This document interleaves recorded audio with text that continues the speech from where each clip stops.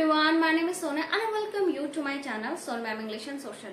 तो आज हम डिस्कस करने जा रहे हैं फर्स्ट फ्लाई बुक का third chapter, two stories about flying का first part, his first flight by Liam of flirty.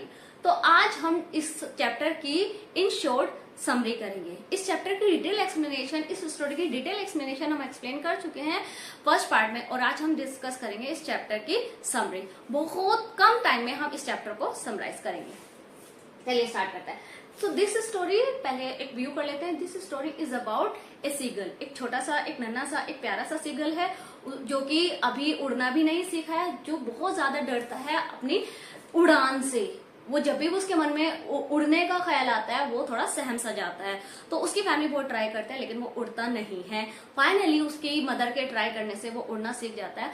So this story is about the journey कि कैसे उसने उस डर को ओवरकम किया और कैसे उसने अपने डर पर जीत हासिल की।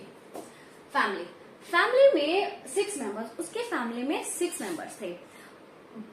Parents, 2 brothers, 1 sister, 1 seagull. उसकी फैमिली में कुल मिला के 6 मेंबर थे।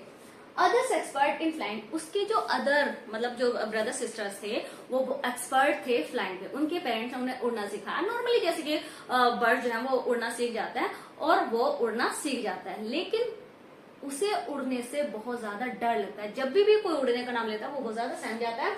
Afraid to fly, fear of wing. उसे डर किस बात का है कि उसके विंग्स उसको सपोर्ट नहीं करेंगे। जब भी वो उड़ेगा उसके विंग्स उसे सपोर्ट नहीं करेंगे और वो गिर जाएगा।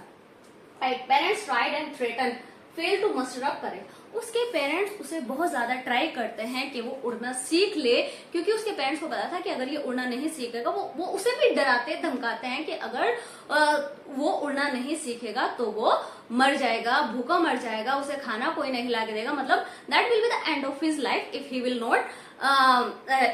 Not be able to fly. लेकिन वो हिम्मत ही नहीं कर पाता कभी सीखने की।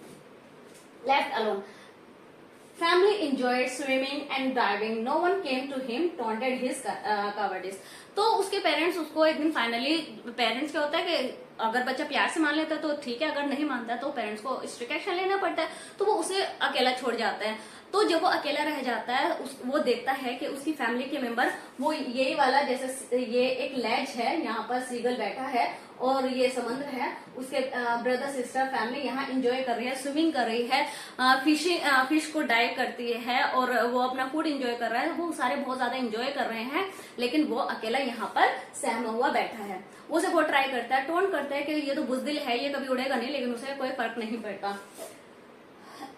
मैडन by hunger, all ignored him, mother tempted him, madden by hunger. सारे उसे इग्नोर करता है। वो ट्राई करता है कि सब मुझे नोटिस करे, मुझे खाना ला के दे, क्योंकि वो भी खाना खा रहे थे। लेकिन वो प्रिटेंड करता है कि उसे भूख लग रही है, वो गिर रहा है, वो सो रहा है, लेकिन कोई भी उसे देखता नहीं है, सब इग्नोर कर देते हैं। तो उसके टाइम वो बहुत ज्यादा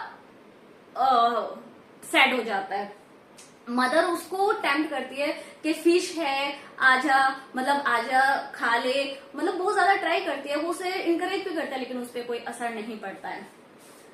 डाइट फॉर फूड, वो डाइट करता है। Mother came and went, surprise at her ignorance, couldn't tolerate diet fish.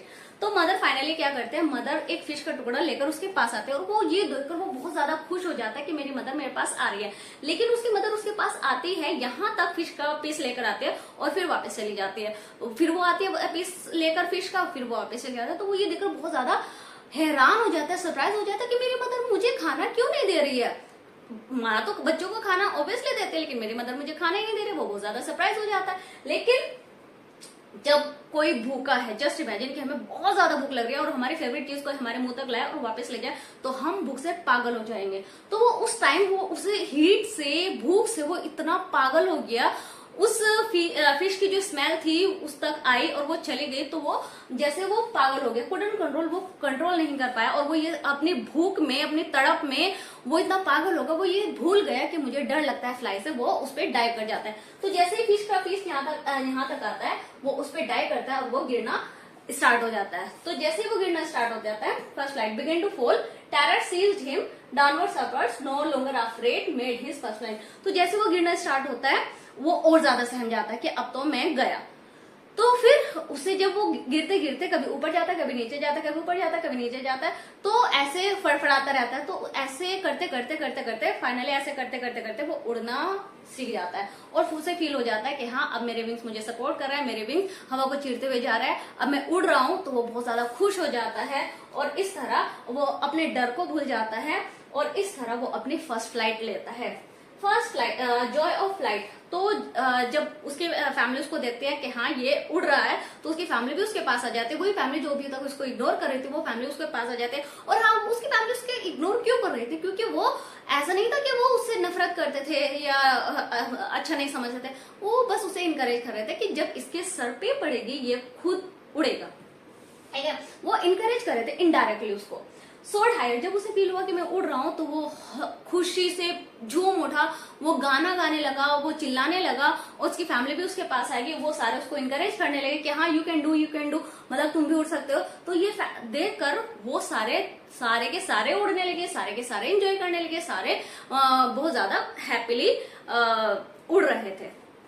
So that was all about this chapter. Family में कितने मेंबर थे, उसे डर लगता है फ्लाई करने से, उसके पेरेंट्स उसको अकेला छोड़ जाता है, फिर वो भूख से पागल हो जाता है, उसकी मदर की जो एक्टिविटी आना जाना होता है उसकी वजह से वो उस फिश पर डाइव करता है और वो फर्स्ट फ्लाइट ले लेता है और कैसे वो सब आपस में मिल जाता है और एंजॉय करते हैं।